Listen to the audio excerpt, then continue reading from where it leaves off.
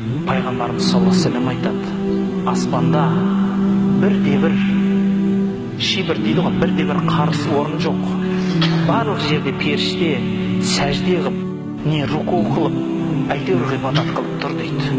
Бірақ қиямет қайым болған кезде, аспан жерінің, аспан жолдарының барлығы ашылған кезде, ол кісілердің ғибадаттары тоқтатылғанда, сол періште тұрып айтады, ол періште жаратылғанда, Аллаху алам, адамнан бұрын жаратылды ма ол періште, кейін келді ма?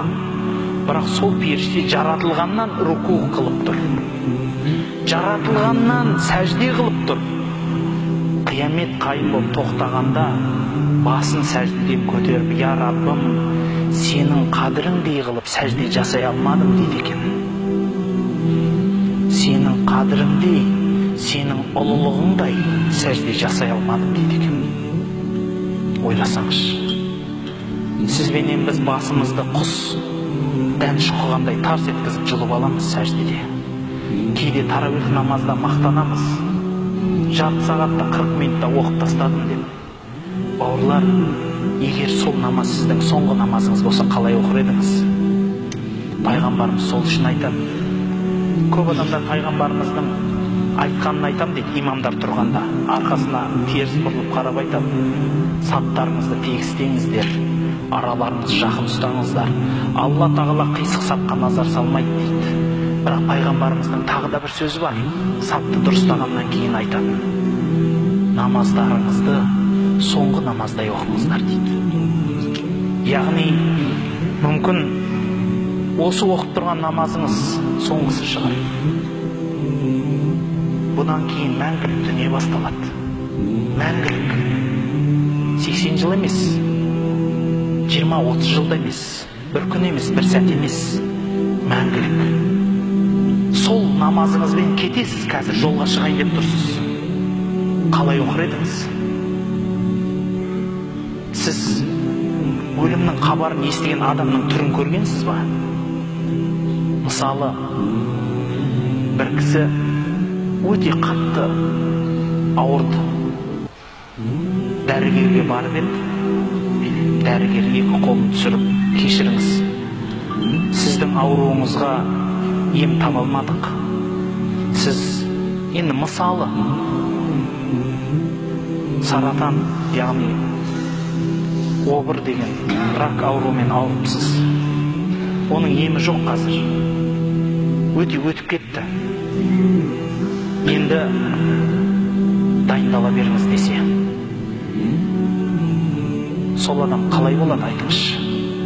Мына өмірдің ақшасы, мансабы, дүниесі бәрі қызық бола ма соған?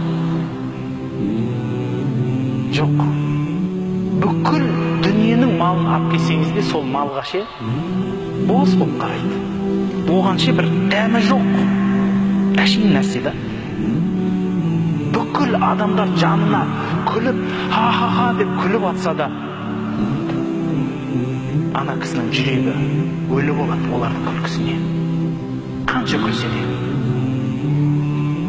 Оған бір ішегін үзетіндей қылып қызық әңгіме айтса да, жай ғана жымия салады. Неге? Өйткені сол бір сәтте бүкіл өмірі өтіп жатыр ол кісінің көзінің алдынан. Бүкіл өмірі не істедім? Енді қайттым? Қалай жүредім, қалай түредім? Бұдан кейін не болады? Бүкіл барлық қам қайғысы бара жатқан сапарында болып тұрады. Ал пайғамбарымыздың осы сөзі ше, намаздарыңызды соңғы намаздай оқыңыздар десе.